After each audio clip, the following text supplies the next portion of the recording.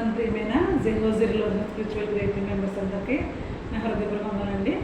ఈ దినానికి ఏర్పాటు చేయబడిన వాక్య భాగము యోహాను సువార్త 11వ అధ్యాయం 16వ వచనం చదువుతాము. దయచేసి వాక్యంలోకి వెళ్దాం. అందుకు దిదుమ అనబడిన తోమ ఆయనతో కూడా చనిపోటుకు మనము వెళుదామని తమ తోడు శిష్యులతో చెప్పాను. ప్రేయర్ చేసుకున్నామండి. స్తోత్రం స్తోత్రం స్తోత్రం. పరిశుద్ధులు పరిశుద్ధులు పరిశుద్ధులు సర్వబులను సృజించి దానిని నీతితోనూ న్యాయంతోనూ పరిపాలించి చూపుని ఆడబడుతున్నాం. అదని వేసా మీ ఘనమైన పాదములకు ఉల్లేఖించిన వందములు స్థుతులు ప్రభావ.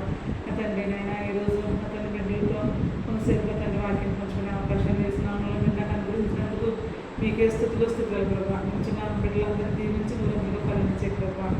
తండ్రి మాకు ఏ వాక్య భాగం అయితే అవసరమైందో ఆ వాక్యం మీరు మాకు అనుగ్రహించి మీరే మేము పొందుకుంటారని మా కొరకు నా కొరకు శివుడు ప్రాణం పెట్టి తిరిగి లేచిన సేపరుచుకున్నాను. మిక్కిలి వినయంతో బ్రతిమలాగా కొంచున్నాను తండ్రి. అమ్మాయి బ్రదర్ ప్రియమైన సహోదరి సహోదరులారా, ఈరోజు ఇంటర్నేషనల్ క్రిస్టియన్స్ డే అండి. నా ప్రియమైన సహోదరులారా, అంటే ఈ రోజుకి ఆ ప్రతిష్టత, ఆ ప్రత్యేకమైన ఆ రోజులో పరిగణించడానికి గల కారణం ఏంటంటే అపోస్తలుడైన తోమా గారు ఆయన హతసాక్షిగా అంటే మద్రాసు పట్టణం ముందు ఆయన చనిపోయిన సందర్భంలో అక్కడ ఆ విధమైన పండుగ వాళ్ళు చేశారండి. కేవలం జూలై 3వ తారీఖు 2021లో ఈ విధంగా చేశారు. కానీ ఇంతకుముందు 52వ సంవత్సరంలో 72వ సంవత్సరంలో కూడా ఈ విధంగా జరిపించడం మనం చూసాం.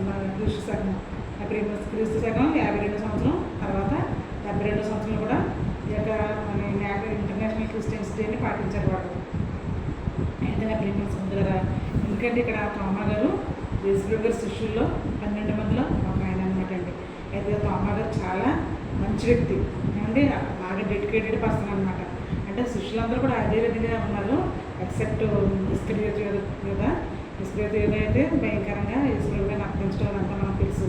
అయితే ప్రేమించి సముద్రులారా, కానీ మిగిలిన శిష్యులందరూ కూడా హతసాక్షులుగా యేసుప్రభు గారి యొక్క సేవను చక్కగా వాళ్ళు ఫుల్ఫిల్గా కంప్లీట్ చేశారండి. ప్రేమించి సముద్రులారా, అందులో ఒక ముఖ్యమైన వ్యక్తి తోమా అండి. దిదుమ అనబడిన తోమా.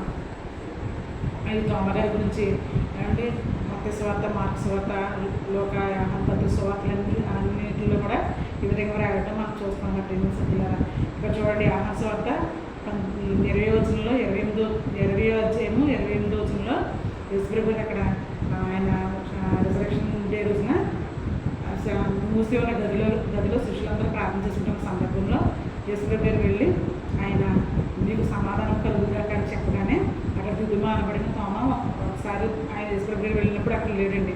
తర్వాత నెక్స్ట్ టైం వీళ్ళు వచ్చినప్పుడు శిష్యులు చెప్పారనమాట. మిగతా శిష్యులు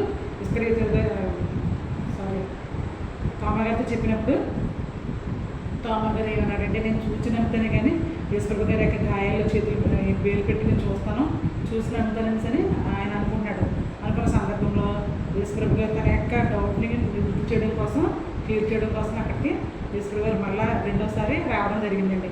వచ్చినప్పుడు ఆయన తన గాయాలు చూపించి, తోమా నువ్వు చూచి నమ్మిన వారికి చూడక నమ్మిన వారి ధన్యులు, నా గాయాల్లో వేలు పెట్టి చూడని అన్నప్పుడు తోమా నిజంగా ఆ విధంగా చూసి నా ప్రభువా నా దేవా అని చాలా పశ్చాత్తాపడటం మనం చూస్తున్నాం. ప్రేమ సోదరులారా, ఎంతో ప్లీజ్డ్గా నా ప్రభువా నా దేవా అని అందులో చూస్తున్నాను. ప్రేమ సోదరులారా, ఇంకా ఆనాటి నుంచి కూడా యేసుప్రభు గారి యొక్క శిష్యుల్లో చాలా ఉన్నతమైన వ్యక్తిగా తోమా పిలువబడ్డాడండి. తోమా చక్కగా దీని యొక్క సేవను చేయడం చూస్తున్నాం. నా ప్రేమ సోదరులకి ఏంటంటే ఇక్కడ యోహాను సువార్త 11వ అధ్యాయము 16వ వచనంలో ఇక్కడ ఆయన ఈ విధంగా అంటాడు తోమా గారు, మనం యేసుప్రభు గారితో కలిసి ఆయనతో చనిపోవడానికైనా మనం సిద్ధంగా ఉందాం, ఆయనతో చనిపోవడానికి వెళ్దాం అనేసి అంటాడంటే. నా ప్రేమ సోదరులారా, ఈ విధమైన మాట ఎందుకంటారంటే యేసుప్రభు గారి 10వ అధ్యాయంలో యోహాను సువార్త 10వ అధ్యాయంలో ఆయన అంటారు, నేను గొర్రెలకు మంచి కాపరిని.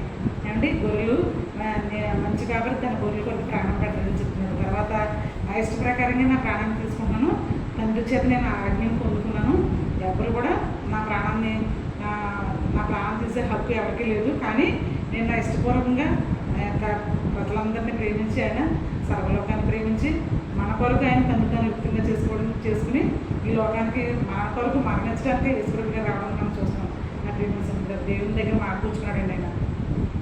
అందుకే ఇక్కడ చూడండి, ఎఫెసీయులకు రాసిన పత్రిక 5వ అధ్యాయము 1వ వచనంలో ఏముందంటే ప్రియులైన పిల్లలుగా మనం ఉండడానికి పరిమళ సువాసనగా మనం తయారు చేయడానికి యేసుప్రభు గారు ఇష్టపూర్వకంగా దేవుని యొక్క చిత్తాన్ని నెరవేర్చడానికి నేను వచ్చి చెప్తున్నారు.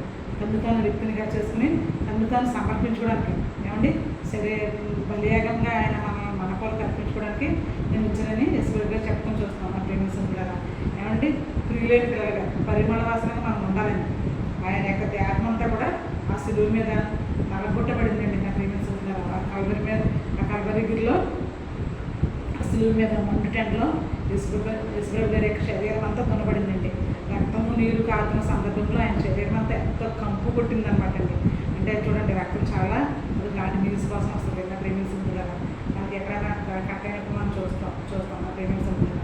ఆ విధంగా యేసుప్రభు గారి యొక్క శరీరం అంతా ఆ రక్తదారిలో అలా వస్తున్నప్పుడు ఆయన ఎంత భయంకరమైన వాసన వచ్చుంటాడు చూడండి. నా ప్రేమిస్తుంది కదా ఎంతో అండి ఆ దుర్వాసనకు గురైపోయాడు. మనకి పరిమళ వాసనగా తయారు చేయడం కోసం ఆయన దుర్వాసనతో నిండిపోయాడు. నాకు ప్రేమిస్తుండగా అదే అన్నారు ఇక్కడ పరిమళ వాసనగా ఉండడం కోసం మనం పరిమళ వాసనగా ఉండడం కోసం తను వ్యక్తినిగా చేసుకుని మన కొరకు సజీవ యాగంగా ఆయన చేశాడండి. చూడండి నాకు ప్రేమిస్తుంది